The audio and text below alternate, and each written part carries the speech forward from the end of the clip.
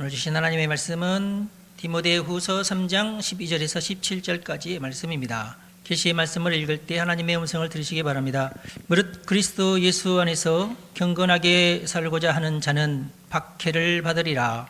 악한 사람들과 속이는 자들은 더욱 악하여져서 속이기도 하고 속기도 하나니, 그러나 너는 배우고 확신한 일에 거하라. 너는 내가 누구에게서 배운 것을 알며 또 어려서부터 성경을 알았나니, 성경은 능히 너로 하여금 그리스도 예수 안에 있는 믿음으로 말미암아 구원에 이르는 지혜가 있게 하느니라. 모든 성경은 하나님의 감동으로 된 것으로 교훈과 책망과 바르게 함과 의로 교육하기에 유익하니, 이는 하나님의 사람으로 온전하게 하며 모든 선한 일을 행할 능력을 갖추게 하려 함이라. 아멘. 위기에 강한 사람, 이런 제목으로 말씀을 전하겠습니다. 특별히 12절 말씀에 보면 무릇 그리스도 예수 안에서 경건하게 살고자 하는 자는 박해를 받으리라, 그렇게 말씀하고 있죠. 그러나 이 성경이 성도를 강하게 훈련시키고 어떤 어려움에도 이겨낼 수 있게 하신다 하는 것이 오늘 말씀의 주제가 되겠어요. 그래서 위기에 강한 사람, 경건한 그리스도인들이 받는 박해는 결국은 악한 자들이 나중에는 심판받잖아요. 경건한 그리스도인들은 박해를 받고, 그렇게 경건한 그리스도인들을 박해하는 악한 자들은 심판을 받습니다. 그러니까 박해를 받을 건지 심판을 받을 건지 둘 중에 하나예요. 뭐가 더 낫습니까? 그냥 박해받는 게 낫죠, 심판받는 것보다. 성경에 이제 하여튼 창세기부터 요한계시록까지 내내 강조하고 있는 내용들이 그런 것들이에요. 경건하게 살고자 하는 것이 어떻게 보면은 어려워 보일 수 있으나 그렇지 않다. 그리고 성경에는 지혜가 다 있다. 그런 것을 어떻게 이겨낼지에 대한 지혜가 다 있다. 그러니까 진리와 믿음 때문에 받는 박해를 말합니다. 그러니까 이건 또 다른 거예요. 이제 기독교인인데도 불구하고 거짓말도 가끔 했다가 또 남의 것을 또 훔쳤다가, 그러다가 예를 들어서 박해까지 받는다 그러면은 내가 예수 때문에 내가 박해를 받는구나, 그렇게 말하면 곤란하죠. 네. 예수 믿는다고 해서 다 성자처럼 살거나 그러지 않잖아요. 그렇지 않아도 예수 믿는 것 때문에 박해를 좀 받기도 하는데 또 나쁜 짓까지 해. 그러면은 더 박해를 받겠죠. 그러지는 말아야 되는데, 단지 순수하게 예수님을 믿는다는 것 때문에, 진리에 거한다는 것 때문에 받는 박해도 있을 수 있다, 그런 뜻이에요. 그러니까 예수 믿는 사람들은 어디 가서든지 항상 박해를 받는다. 근데 여러분들 그러나요? 지금 요즘 박해 받고 살고 계시나요? 우리 한국에서는 그래도 우리 한국이 좋은 나라이기 때문에 예수 때문에 받는 박해는 그렇게 많지 않습니다. 영 없거나 그러진 않아요. 어떤 시대에 따라서 어떤 지역에 따라서 차이는 조금씩 있을지는 몰라도 예수 믿는다는 것 때문에 박해를 받는 것이 없지는 않는다, 그런 뜻입니다. 이게 이제 일종의, 요즘에는 주로 예수 믿는 사람이기 때문에 받는 박해라고 하면은 따돌림 정도예요. 예를 들어서 직장에서 예수를 믿지 않는 사람의 그룹, 예수 믿는 사람의 그룹 이렇게 쓰면, 예수 믿지 않는 사람들은 오늘 저녁에는 회식 가서 술 먹자, 2차 가자, 이런 식으로 세속적으로 노는 그런 분위기가 있잖아요. 그러면 이제 기독교인들은 당연히 이제 그 자리에는 끼기가 힘들잖아요. 그렇게 되면은 그것 때문에 그 회식하면서 나눈 얘기 중에는 또 이제 정보들도 있거든요. 내일 무슨 일을 하자. 야, 너 그렇게 하겠더니 너 왜 그렇지 않았어? 이렇게 하면서 서로 싸우기도 하고 다투기도 하고 그러면서, 그럼 이렇게 하자고 또 타협도 보고 그러잖아요. 그러면 그런 정보들을 예수 믿는 사람들은 아무래도 이제 그 자리에 현장이 없었으니까 그런 속속들이, 사정이나 이런 것들은, 갈등이나 이런 것들은 모를 수 있어요. 그러면은 이제 은근히 따돌림이 되는 거죠. 어쩔 수 없이. 그런 것들이죠, 되게 보면은. 그러니까 업무 중에 있는 일이 사실은 업무 연장선이 또 돼요, 회식이나 이런 자리가. 그러다 보면은 거기에 끼지 못하는 기독교인들은 약간 나중에 이제 불이익의 대상이 될 수 있죠. 그리고 또 이제 악한 사람들은 악한 사람을 또 알아봐요. 저 사람은 그래도 서로 간에 그 약점을 공유했으니까 서로 또 뭉치는 그런 현상이 생겨요. 모든 세상이 다 그렇죠. 파벌이 다 있게 마련이고 세력이 다 있게 되고, 누구 편이냐 이런 거, 암암리에 그런 것을 말로는 이렇게 할 수 없고 표현을 할 수 없지만은 나는 부장편, 나는 과장편, 이런 식이 있잖아요. 그러다 보면은 경쟁 구도가 또 형성이 되고, 그렇게 해서, 그런데 끼지 못하는 데 대해서 오는 어떤 불이익도 있다. 근데 자유민주주의 시대에서는 무리짓는 것보다는 자신의 직업에 관해서 자기의 전공에 대한 정확한 지식과 능력이 최고죠. 그리고 사회가 그걸 요구하잖아요. 그런 것으로 뭉쳐지지 않을 경우에는 반드시 뭐가 거기에 끼죠? 거기에는 이제 비리가 끼게 돼 있고 불법이 끼게 돼 있고 그렇게 되면 어떻게 돼요? 그때 당시에는 내가 이익 봤다 하는 생각을 하지만 시간이 지나면 그것이 결과로 드러나죠. 그러면은 거기서 분명히 뭔가 펑크가 나게 돼 있고 계약이 또 무산되기도 하고 일을 잘 추진했는데 실력이나 이런 것들이 부족한 것 때문에 결국은 사업이 그냥 무너지기도 하고 그렇잖아요. 거기서 오는 손해는 어떻게 해요? 더 큰 손해인데 결국 자유민주주의 체제는 제일 중요한 것이 뭐예요? 실력이고 진실이죠. 정확한 지식이 없으면 하여튼 문제가 생기기 마련이에요. 법대로 다 이렇게 하는 것은 어떤 규정들이 다 있는데 그런 규정이 생긴 이유가 다 있잖아요. 그런데 이제 그걸 전체를 다 아시는 분들은 이 정도는 우리가 이 상황에서는 좀 무시해도 돼. 그러면 비용을 얼마 아낄 수 있어. 그렇게 되는데 악한 사람들은 어떻게 생각해요? 그런 거 전혀 따지지 않고 그냥 관계만 생각하고 내가 빼먹을 돈만 생각을 하죠.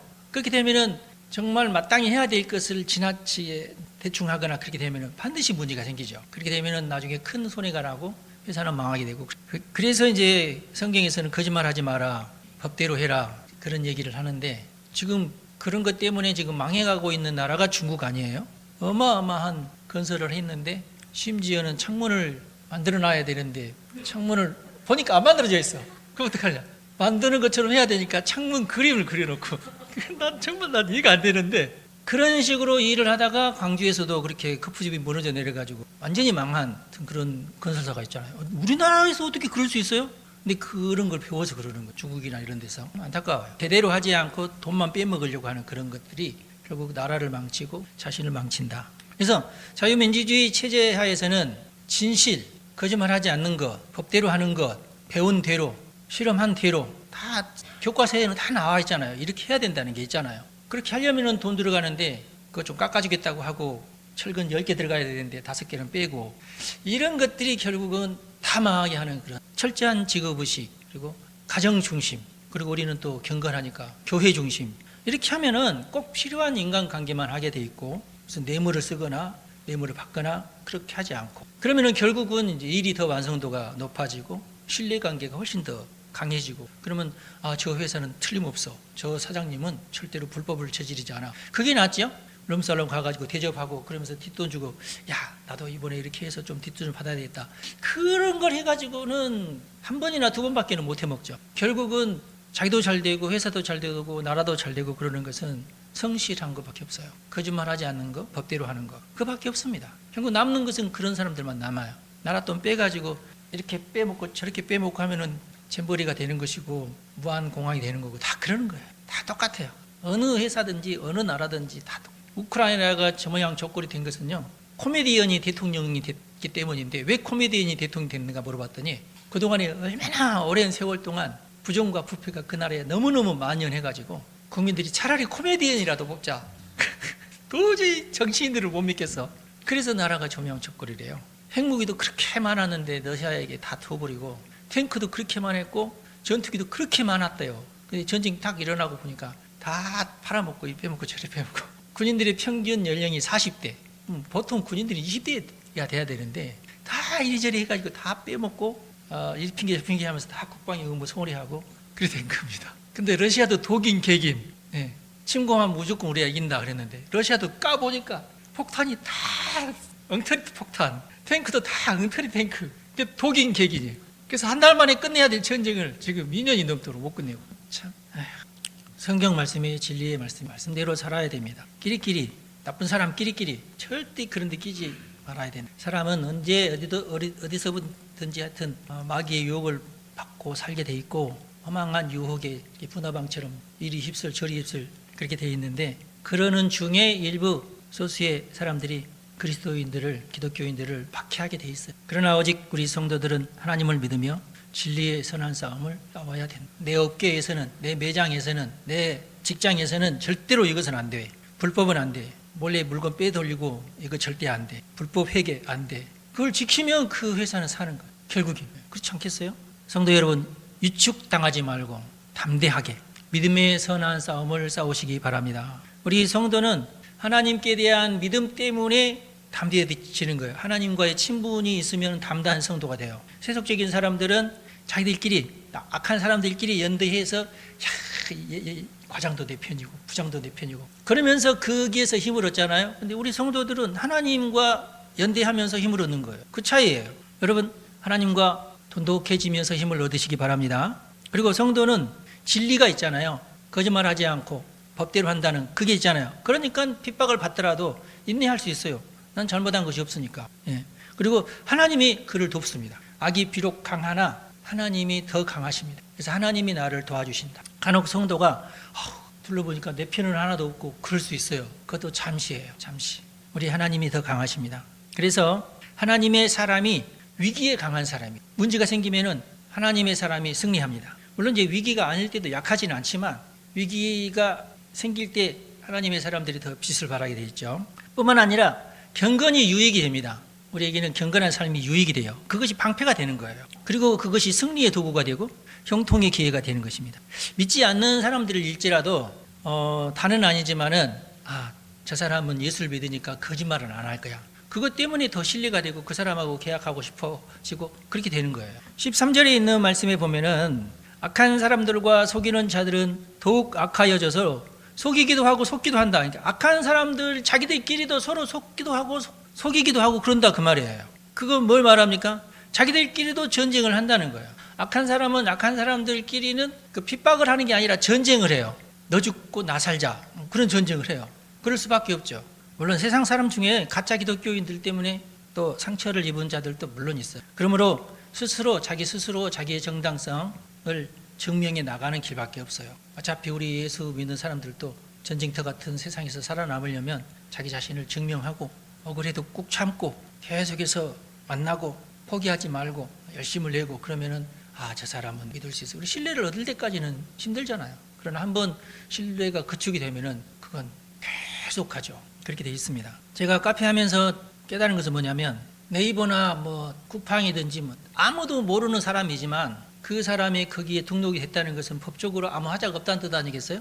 그리고 또 보험이라는 게 있잖아요. 뭔가 하자가 생겼을 때는 네이버나 쿠팡 측에서 보상해 주는 그런 게 있잖아요. 그러니까 나는 그걸 믿고 거래를 한단 말이에요. 그리고 그런데 등록되지 않은 사람 내가 직접 가서 사장님 만나고 그러면서 이렇게 합시다. 그렇게 합시다. 그래서 한번 거래를 해보고 정확하면은 계속 거래를 하는 거죠. 그렇게 해서 카페 한 뒤로부터 지금까지 거의 10년이 넘도록 혼하게 거래하는 데가 많아요. 한 번도 그 사람들이 대금을 지불 않거나 엉뚱한 물건을 보내거나 약속을 지키지 않거나 그런 적 단 한 번도 없어요. 놀랍죠? 우리나라 참 좋은 나라예요. 법이 잘 돼 있어요. 그런데 꼭 누구는 돈을 안 주거나 늦게 주거나 그러냐. 선교사들, 목사들 이런 사람들은 그걸 몰라. 법 체계를 모르고 선교사니까 내가 돈을 안 줘도 되겠지 이렇게 생각을 해. 목사를 뒤통수 친 사람들은 내가 카페 하면서 얻는 교훈이에요. 다 그런 것은 아닌데 우리 교인들이 절대로 그런 적이 없고 그러므로 스스로 자신의 정당성, 자신의 정직을 증명하는 길밖에는 없다. 가만히 있는데 누가 나를 알아주거나 그러진 않아요. 내가 스스로 개척을 하면서 사람 만나고 그렇게 하면은 하나님께서 도와주신다. 그리고 천군천사를 파송해 주셔서 우리를 지켜주신다. 그런데 너는 배우고 확신한 일에 거해라. 너는 네가 누구에게서 배운 것을 잘 알고 행해라. 그런 뜻이죠. 배워라는 거예요. 배우지도 않았는데 자기가 하는 전공에 대해서 잘 알지도 못하는데 덤비는 것만큼 미련한 것이 없어요. 지식은 아주 소중한 거죠. 그리고 나서 이게 진짜구나 두들겨보고 이게 맞구나 좀 의심되는데 그럼 한번 실험해보고 내가 손에 놔도 될 만한 금액으로 실험해보고 안 되면 이거 아니구나. 그래서 정말 이건 맞네 할 때에 거래가 이루어지겠어요. 배워라는 거예요. 모르고 그런다 카더라 이거 가지고 덤비는 사람들은 다 망합니다. 다 망. 지금 지하에 노래방이 영업을 안 한 지 몇 개월인데 속아가지고 계약을 하는 바람에 몇 천만 원 날리게 생겼어요. 원래 되지 않는 노래방인데 되는 것처럼 막 이렇게 선전도 하고 그래가지고 어떻게든지 팔아넘기고 저 사람 팔아넘기네. 몇 개월 지나면 또 그 사람도 또 누구한테 또 팔아넘기고 막 이랬거든요. 이거 벌써 좀 몇 년째예요. 근데 이번에 오신 이 아주머니는 노래방을 한 번도 안 해보셨대. 그런데 이게 문만 열어놓고 이렇게만 하면은 손님들 와서 현상 유지되고 한 달에 그래도 한 돈 백은 이익이 남는다 이렇게 속였어요. 이분이 자기 그동안 벌었던 몇 천만 원을 다 집어넣고 인수를 했는데 열어보니까 손님이 안 와. 그래서 망했어요. 안타까워 죽겠어. 근데 이분은 또 거짓말도 못해. 다른 사람한테 막 장사 잘 된다고도 못해. 배우고 확신한 일 아니면 하지 말아야 되는데 한 번도 노래방 해보지 않은 아무것도 모르는 사람이 덤벼가지고. 기독교인은 경건 생활에 최선을 다해야 됩니다. 기독교인이라고 해서 교회만 나오면 무조건 복받는다. 절대 그런 적 없어요. 성경 그렇게 약속한 적도 없고요. 경건 생활에 최선을 다해야 됩니다. 굳건한 믿음이라고 하는 것이 숙련되지 않으면 또 갖추기 힘든 거예요. 믿음 자체도 힘들어요. 믿음도 절대 결코 저절로가 아닙니다. 열심을 품고 주를 섬겨야 돼요. 훌륭한 선수는 평상시 제대로 훌륭한 선수죠. 성도도 영적으로 무장한 선수가 돼야 돼요. 그래서 경건 생활에도 열심을 내야 됩니다. 열심을 내야 돼요. 아니 그냥 저절로 되는 것 세상에 아무것도 없다. 열심히 배우고 암송도 하고 기도도 연습해야 되고 기도 열심히 하려고 해야 되고 열심히 연습했던 사람은 이제 한번 이렇게 숙련이 된 사람은 기도 저절로 되잖아요. 찬양도 열심히 연습해서 열심히 따라 불러야죠. 가만히 있고 듣기만 하는데 찬양이 재밌고 막 그러나요? 그렇지 않죠. 세속적인 음악도 마찬가지예요. 듣고 가만히 듣기만 하면 재밌나요? 열심히 따라서 하고 그래야 또 재미가 있고 그러는 거지. 따라 안 하는 사람이 노래방 가서 노래 부른다고 재미가 있나요? 택도 없는 소리지. 안 그렇나요?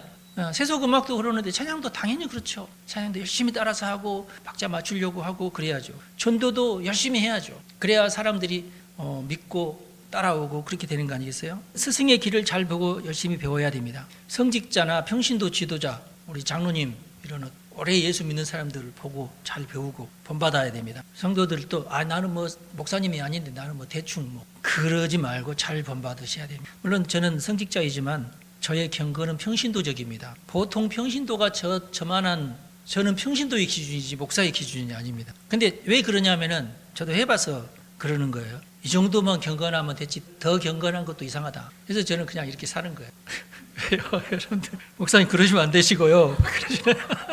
물론 제가 경건의 기준은 아니에요. 예. 물론 이제 각자 다르기도 하고 시대 따라 다르기도 하고 지역 따라 다르기도 하는데 경건의 기준이 뭘 달라질 수는 있어요. 제 말이 진리는 아닌데 저는 현대 한국에서의 경건의 표준은 저만 같으면 되겠다 하는 생각은 있어요. 저는 저답지 않는 교인이든지 저답지 않는 목사들이든지 저는 그들의 삶을 평가하지는 않아요. 그럴 시간도 없고 그러고 싶은 마음도 없고 다 알지도 못하고 관심도 없으니까. 저는 고등학교 1학년 때부터 경건 훈련을 스스로 하게 됐는데 당시의 분위기는 지금보다 훨씬 더 율법적이었어요. 말도 못하게 율법적이었는데 그러나 당시의 율법적인 분위기에서 저는 더 했으면 더 했지 덜 하지는 않았어요. 스스로 더 율법적이 되려고 노력을 했던 사람이기 때문에 며칠 전에 이제 오랜만에 친구들과 옛날 얘기를 하다가 뭐 왜 그랬는지 모르지만 갑자기 옛날 얘기가 나오면서 막 깔깔깔거리면서 그때 도교니까 그랬다고 하면서 제가 그때 이제 고3 때 친구들을 데리고 이제 기도원에 간 적이 있었어요. 그러면서 제가 이제 대장이 돼가지고 준비 단단히 하라고 뭐 그러면서 어디로 모이라고 내가 다 계획을 발표할 테니까 다 모였더라고. 한 10명 정도 모였나 그때. 그래서 내가 이제 프린트 해놓은 거 다 나눠주면서 준비 기도도 해야 된다고. 그러면서 난 까맣게 잊어버렸는데 그 친구가 그러는 거야. 가기 전 3일 동안 금식을 하는데 하루 첫 번째 날은 한 끼를 금식하고 아침을 금식하고 그 다음 날은 아침 점심을 금식하고 그 다음 날은 아침 점심 저녁까지 다 금식을 하라고 내가 그랬나 봐. 내가 왜 그런지 모르겠어. 근데 다들 순종했대. 한 사람만 빼고. 얼마나 배가 고프든지 금식을 하니까 도시락도 안 사가지고 왔는데 체육 시간에 몰래 교실에 들어가서 남의 도시락 다 까먹고 그랬대. 그러다가 들키고 그래가지고 해프닝이 있었다 그러는데 그때는 내가 왜 그랬는지 지금도 모르겠어요. 나도 까맣게 잊어버렸던 것을 친구들은 알고 지금은 뭐 그런 것들을 신앙의 척도로 얘기거나 그러지 않는데 성경 말씀대로만 사시기 바랍니다. 저도 한참 1년에 한 번씩 꼭 금식하고 그랬거든요. 교회. 근데 한 15년 전부터 금식 이제 더 하면 안 되겠다 그런 느낌이 확 들더라고요. 왜냐하면은 작년하고 너무 틀린 거야. 금식을 한 그 결과가 몸에 나타나는 거야. 이제 이러다가 죽을지도 몰라. 그래서 내가 제 집사람한테 그때 같이 금식했거든요. 내년부터는 금식 안 한다고 그랬어요. 그러고 생각하니까 왜 내가 금식했지? 금식하는 것 자체가 나쁜 건 아니에요. 하십시오. 근데 몸이 덜하게 되면 하셔도 돼요. 여러분 성경 말씀대로만 살면 됩니다. 15절에 있는 말씀에 보니까 또 어려서부터 성경을 알았나니 성경은 능히 너로 하여금 그리스도 예수 안에 있는 믿음으로 말미암아 구원에 이르는 지혜가 있게 하느니라 라고 말씀하고 있습니다. 성경이 제일 중요해요. 경건의 기준이 성경입니다. 근데 이제 문제는 이제 성경을 어떻게 해석하느냐, 이제 그게 문제인데 수많은 학자들, 성경학자들 또 나름대로 또 목사님들 자기 나름대로 해석을 하잖아요. 그렇지만은 정해진 규칙은 있는 거예요. 그 규칙을 이제 신학교에서 배워요. 이렇게까지는 해석을 해도 이상하게 해석하는 것은 그건 안 된다고 금지되어 있거든요. 넘지 말아야 될 선이 있습니다. 진리에도 기준이 있는 거죠. 대표적으로 여러분들이 흔히 알 수 있는 기준은 십계명. 주기도문, 사도신경 이런 것들이에요. 여기에서 넘어가는 것은 그 십계명을 부정하거나 사도신경을 부정하거나 뭐 주기도문을 부정하는 것은 그건 이단이에요. 이 세 가지는 건들면 안 됩니다. 모든 해석도 제일 넓게 있는 그 카테고리가 거기까지예요. 그게 경계예요. 그래서 십계명을 안 지켜도 된다든지 몇 개의 계명은 안 지켜도 된다. 그건 이단이 되는 거죠. 개신교는 철저하게 그 세 가지를 정확하게 잘 지키죠. 그 외에도 많은 신학적인 내용들이 있는데 그런 것을 넘어가면은 그 사람 좀 이상한데 이렇게 되는 거. 주의해야 된다. 그 교회 가지 말아야 된다. 이렇게 얘기할 수 있고 그렇죠. 또 억지로 해석하는 자들도 많아요. 해석을 이제 그 사람이 하는 해석을 분석해 들어가면은 그 사람의 상식이 이제 저 사람이 이런 상식을 가지고 있고 저 사람의 지식이 이 정도구나. 어느 신학 어떤 파의 지식을 가지고 있구나. 전문가들은 알죠. 저 사람은 어떤 문화적인 요인이 있구나. 또 요즘에는 이념적 기준이 또 있거든요. 요즘에는 저 사람은 저 이념을 지금 받아들이고 있구나. 그러면서 그 이념으로 성경을 해석하는 그런 경향이 있고. 그렇지만 이제 넘지 말아야 될 선을 안 넘으면은 이제 비판까지는 하지 않아요. 저도 나름대로 제 나름대로의 원칙이 있어요. 저는 이제 저의 원칙은 뭐냐면 저는 특별한 경우가 아니면은 남의 설교나 주석을 베끼지는 않아요. 베끼는 것을 조금 수치스럽게 생각하기 때문에 그러지 않고, 그리고 제가 주석을 보는 이유는 엉뚱한 해석을 하지 않기 위해서 주석을 보는 거예요. 그런 기준이 저한테 있고, 그래서 결과적으로는 같은 결론을 내리는 성직자나 목회자가 많은 이유가 거기 있어요. 저는 설교를 준비할 때마다 이제 기도로 준비하면서 본문을 정하고 본문을 여러 차례 읽으면서 두서없이 원고를 써 내려가는 특징이 있어요. 그러니까 저는 무슨 어떤 미리 기승전결을 만들어 놓고 설교를 준비하지는 않아요. 제가 준비하는 것은 그때그때 12가지 주제 있잖아요. 12가지 주제 중에서 오늘은 이 주제구나. 그럼 그 주제에 대해서 이제 묵상하면서 기도하면서 설교 본문을 뭘로 정할까요? 하고 이제 기도를 하는 거예요. 설교 본문이 나오지 않게 설교 본문 나오기까지가 제일 힘들어요. 설교 본문만 나오면은 아무 이상이 없어요. 본문만 나오면 저는 그 아무런 또 계획 없이 그냥 본문을 보면서 계속 설교를 준비해 나가는 거예요. 기승전결이 없어요. 제 설교는. 왜 제 설교에 기승전결이 없냐? 성경 본문 말씀이 곧 기승전결이에요. 그냥 그 본문 말씀 그대로 그냥 쓰면 돼요. 그 본문 말씀을 그대로 해석해 나가면 돼요. 감동대로. 그렇지 않나요? 만약에 설교에 기승전결이 있고 본문 말씀 거기다가 꽤 들어가면은 나의 설교를 위한 성경 본문 말씀은 들러리가 되는 거죠. 그렇게 되면 안 되겠죠. 설교는 뭐가 돼야 돼요? 성경이 주가 되고 그 성경을 그냥 잘 풀어내는 것이 저의 설교지, 나의 설교를 위해서 성경 본문이 어떤 뭐랄까 소품으로 사용이 되면 안 되겠죠. 성경의 문맥 그 자체가 어떤 이미 쓰여진 설교다, 그렇게 생각하면 되겠어요. 그래서 그 문맥에서 벗어나는 것 자체가 좀 이상한 설교가 되겠죠. 왜곡되겠죠. 저는 그때그때 하나님께서 감동을 주신다고 믿어요. 그리고 저는 설교 준비하는 그 모든 순간순간이 구원이라고 저는 믿어요. 설교에서 구원이란 뭐겠어요? 말씀의 교훈으로 내가 뭔가 깨달아지면 그게 구원이죠. 말씀을 묵상하면서 준비하면서 깨달아지면 그게 구원이죠. 뭔가 밝혀지는 것, 무엇이 되었든지 간에 그게 긍정이 되는 것. 이게 그래서 이 말씀이구나. 뭔가 마음이 시원해지는 것, 뭔가 더 믿어지는 것, 의심이 사라지는 것, 의심이 풀어지는 것, 얽힌 것이 풀어지는 것, 이런 것들이 구원 아니겠어요? 안심이 되고 편안해지고 바른 결단에 이르게 되는 것, 그것이 구원이다. 설교에 있어서 제가 생각하는 구원은 그런 것이 설교에서 얻어지는 구원이다. 왜냐하면은 여러분 성경에도 나오잖아요. 모든 성경이 하나님의 감동으로 되지 않느냐. 그리고 거기에 교훈도 있고 책망도 있고 바르게 하려는 것도 있고 의로 교육하기에 유익함이 성경에 다 있잖아요. 성경이 이미 다 그것이 있어요. 그러니까 성경을 가지고 다르게 해석하는 것도 웃긴 얘기고 그냥 있는 그 성경 그대로를 잘 풀어내면 되는 거예요. 성경이 이제 방대하기도 하지만 그렇다고 해서 성경이 모든 세상 지식을 다 담고 있는 것도 아니잖아요. 그리고 또 이제 중요한 것은 계속 반복을 해요. 성경은 반복, 계속 또 반복, 또 반복. 아무리 짧게 거기에 대해서는 여기 이 본문에 딱 여기밖에 없어. 그런 거라고 할지라도 일관성이 있어요. 성경은 창세기부터 요한계시록 일관된 어떤 사상이 있거든요. 물론 이제 독특한 환경도 있고 또 다른 주인공이 등장하기는 하지만 그런 스토리가 조금 달라질 수는 있어도 일관성은 항상 있거든요. 변함없는 하나님의 사랑과 자비가 항상 계시되어 있고 하나님의 지혜가 보석처럼 빛나고 있고 믿을 수밖에 없는 그런 어떤 정황들이 다 그 속에 담겨져 있고 그게 이제 성경적인 매력이죠. 모든 성경은 하나님의 감동으로 되어 있습니다. 교훈과 책망과 바르게 함과 의로 교육하기에 유익합니다. 이는 하나님의 사람으로 온전하게 하며 모든 선한 일을 행할 능력을 갖추게 하려 함이라. 성경만으로 이 세상 살아가는 모든 정보가 다 있다, 그건 아니고 필요한 지식은 세상에도 많이 있잖아요. 교과서적인 것들이 많이 있어요. 그걸 배우지 않아도 된다는 말은 저는 하지 않아요. 그건 잘못된 거예요.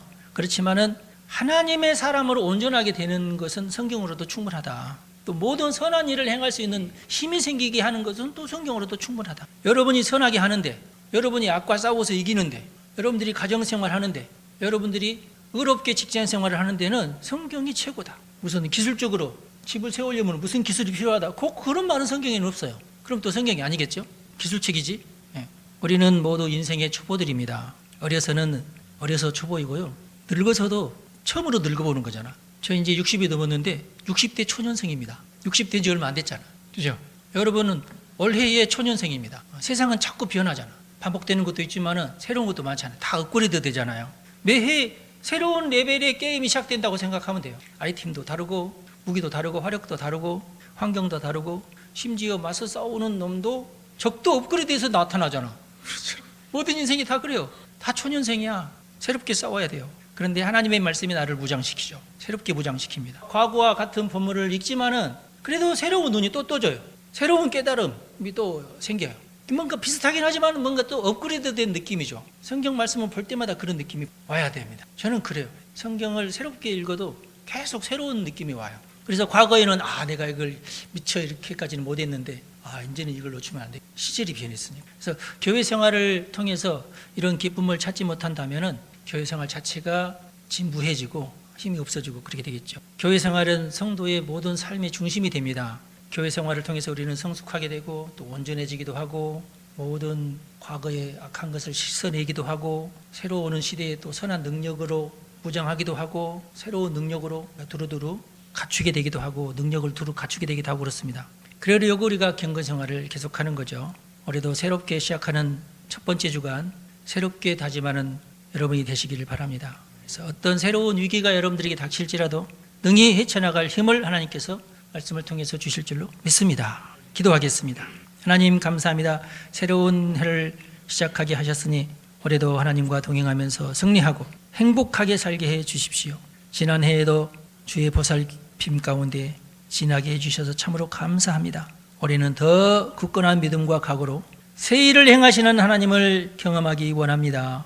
우리를 선하게 인도해 주시고 좋은 일들이 많이 생기게 도와주십시오. 우리 성도들을 축복합니다. 더 많이 노력하고 열심을 품고 주를 섬기며 최선을 다하는 성도들이 되게 하옵소서. 이 시간 다짐하는 성도들에게 복을 주시고 힘을 주시고 지혜를 주시고 기회도 허락해 주옵소서. 냉철한 판단력도 주시고 겸손한 마음도 주시고 욕심을 내지 않고 오히려 희생하고 섬기는 그런 성도가 되어서 하늘에 크고 좋은 상급을 쌓게 하옵소서.